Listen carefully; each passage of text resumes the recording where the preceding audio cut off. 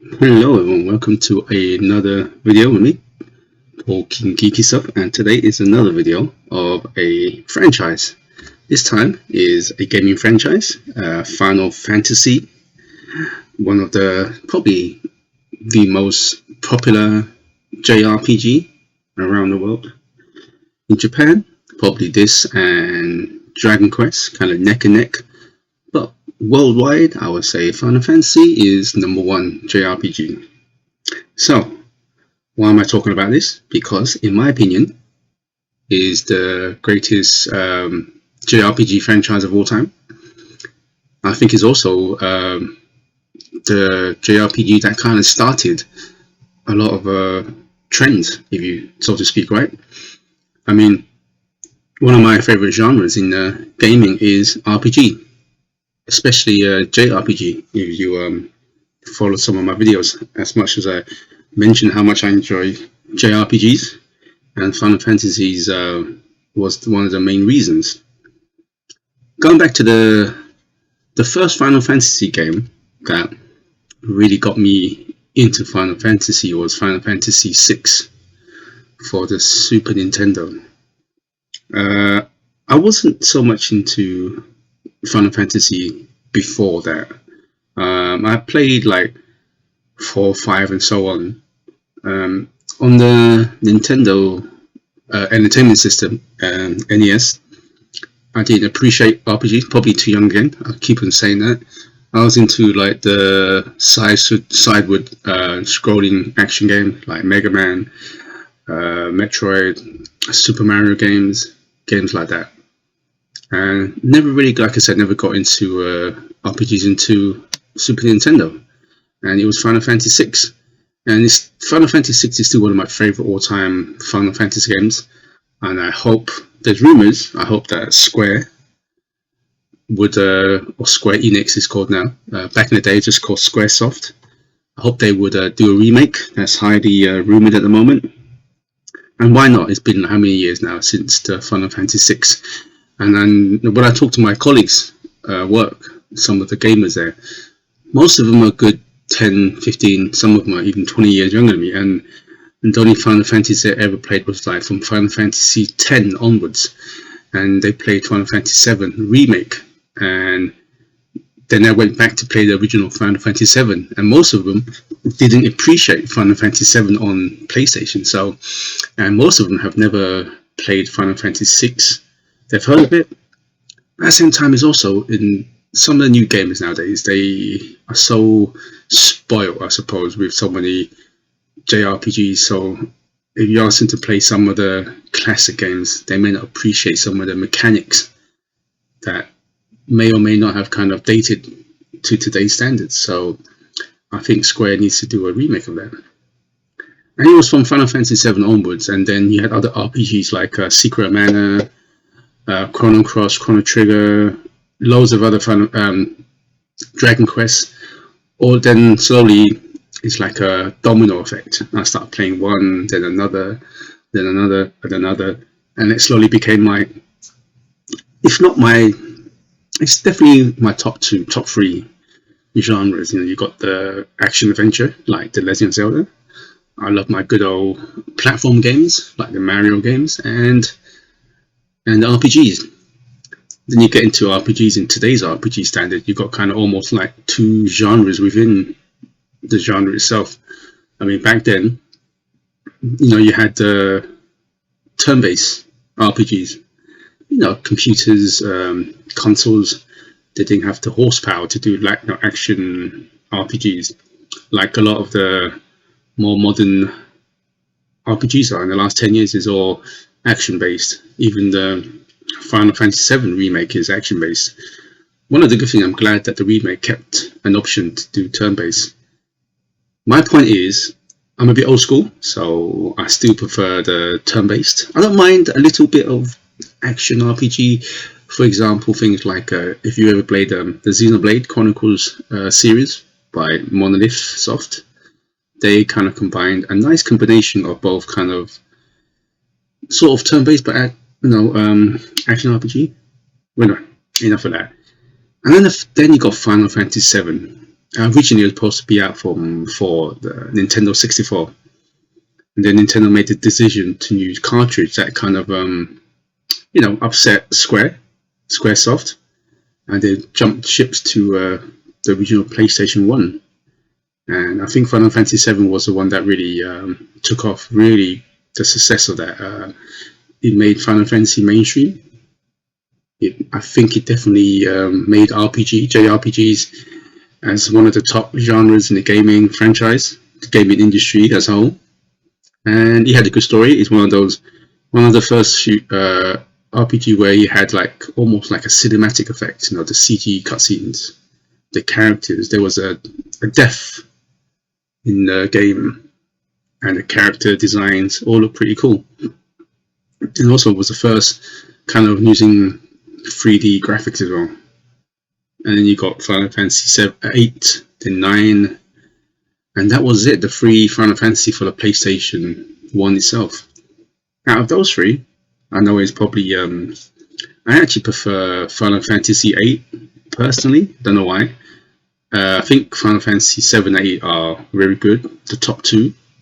I'm not saying 9 is bad. I think 9 is still really good. I like the kind of went back to the cutesy graphics, but I still prefer Final Fantasy 8 as an overall game. And I'm hoping they don't know if it's probably rumored they're making a remake of Final Fantasy 8. To be honest, I actually want Square Enix to do all the remakes. And then I think what else is there? Then you went to transition to PlayStation 2, and the first game of that was Final Fantasy X or Final Fantasy X, and they really showcased the PlayStation graphics. For the PlayStation 2, you had like Final Fantasy X-2, then Final Fantasy 12. I quite like Final Fantasy 12. That was a really good game. I personally like Final Fantasy 12 better than 10 gameplay wise. But the only issue with Final Fantasy 12 was there was no memorable characters. I mean, they were good, but there was nothing that you can point out, oh, this person.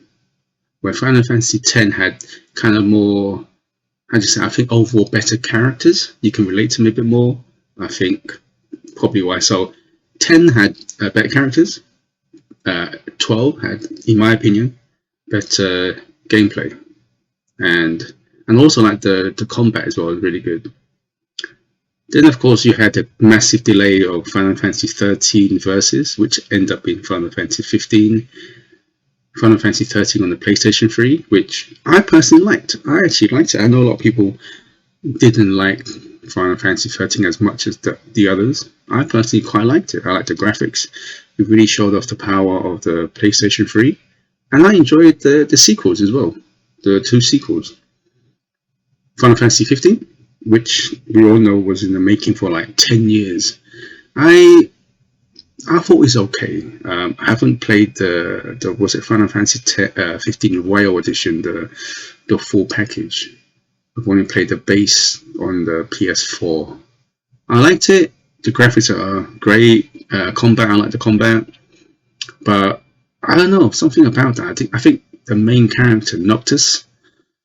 I think they changed a lot of the characters from the original showcase back in PlayStation 3 times. I think they changed the engine, changed the character's story was changed slightly. And from the original trailer back in like 2000 and what was it 10 or something like that, where they showed the scene where Noctis was fighting this army with the knives and swords flying everywhere. He's running up at the building. I thought that was such a cool trailer. He looked cool. He looked like almost like a cross between Cloud and Sephiroth. And then when you played the actual game a few years down the line, I felt Noctis was an annoying little brat. Kind of put me off a little bit, but overall the game wasn't bad. You got Final Fantasy, as mentioned, it's such a big franchise, massive in Japan. Probably, if you watch my other videos, been to Japan a few times. And Final Fantasy is massive over there, alongside with Dragon Quest as well. I think in Japan, along Final Fantasy and Dragon Quest are the two biggest RPGs over there. And worldwide, like I mentioned earlier, definitely Final Fantasy. And with all great franchises, it's always great spin-offs. I highlighted some here. Final Fantasy VII, being the most popular Final Fantasy, I'd say, of all time, has Crisis Core, introduced a character called Zack. If you ever played the Final Fantasy VII Remake, you know he plays a big part near the end, and I think everybody's looking forward to Final Fantasy VII Remake Part 2 to kind of see what happens to him. Yeah, so another good one, I think, is Final Fantasy Tactics. I played it on Game Boy Advance. It was such a classic game. I love that tactics kind of. I must have spent about a good 100 hours on that. And I hope they do a remake. I hope they do that on the Nintendo Switch. You know, using the touchpad and so on. That'd be great to kind of plan out your strategy. Christoph Chronicles, I actually didn't mind that. He's one of the lesser known spin-offs, but I think he's actually pretty cool. And of course, I mentioned Final Fantasy X2 and Final Fantasy 13 sequels, all great spin-offs. There you go. So, like I said, there's many more spin-offs. These are just some highlights that I'd like to recommend. Moving on, you got the anime and the CG movies. I would say the first one that was kind of generally like a public release, Hollywood had a hand in it, was Final Fantasy Spirits Within. The film wasn't that good. Animation was fantastic for its time. It was so realistic, but it wasn't your Final Fantasy kind of world. It's more like a sci-fi action movie. At the end, it got a bit too kind of, I don't know, a bit kind of out of the place, you know. So I didn't mind it myself. Maybe because at that time I was so into the CG movies, and I was glad that to see kind of like an adult CG movie, because during that period you had Pixar, Disney, all these companies were releasing CG movies, but more kind of for kids. So this is for adults. So it was something different. I think the best CG movie here has got to be Final Fantasy VII: Advent Children, kind of like a sequel to the game. I love the design. They stuck close to the character design. The fight scene at the end, brilliant. You got King's Grave. I can't even pronounce it. It's like a prequel to Final Fantasy 15, which I didn't mind. I thought animation was great. Aaron Paul, Lena Headley voiced the cast, voiced the characters. Thought the action was good. Animation was great. I think they're the same production team as Advent Children. You can definitely see the similarities in that. Then below you got a couple like just traditional anime style. Of course, you got Final Fantasy 15 Brotherhood and Last Order, Final Fantasy 7, and Final Fantasy Unlimited. I think it's about 26 episodes that was. So definitely check those out. And if you're a Final Fantasy fan, I assume you probably already checked them out as well. Moving on, Final Fantasy fans and cosplay. Final Fantasy fans, I think if you watch my previous video I did a franchise on Legend of Zelda. I said that the Zelda fans are one of the most devoted. I can say that the same about Final Fantasy fans as well, because I would say what I like about the fans is not just the fans for the whole Final Fantasy franchise, but every one of those fans have their own specific favorites. You know, you got 10, you got 7, you got 12, and so on. Even if you were a fan of, say, 10, you can still appreciate, say, the characters in 7, and vice versa. That's why if you go to any geek fandom, cosplay, any kind of like shows, guarantee you get a group of Final Fantasy cosplays, and most of them are pretty good. And also mentioned as well, like I mentioned in The Legend of Zelda, Final Fantasy has a big female fan base.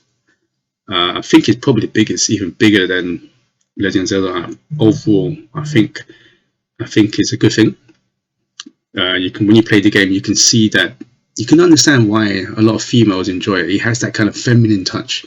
The characters are feminine. There's a lot of strong female women in it as well, and romantic storyline, all of that, and also some of the female characters are kick-ass, amazing. And not only that, I think the costumes as well. I mean, look at some of these costumes here. They are amazing. So, sorry, ladies, I don't know who you are, but if you're watching this and you look fantastic, keep on doing what you do. And also, lastly, I would say Final Fantasy, the music, it's amazing. I'm going to try to pronounce his name, Nobu Uemitsu. Sorry if I butchered your name.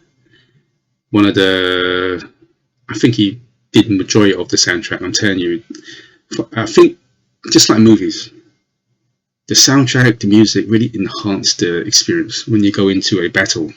There's sometimes when you play a game that the music is so good, I would go around and just look for battles so I can play the music. I would just stand around, do nothing, and just listen to the music.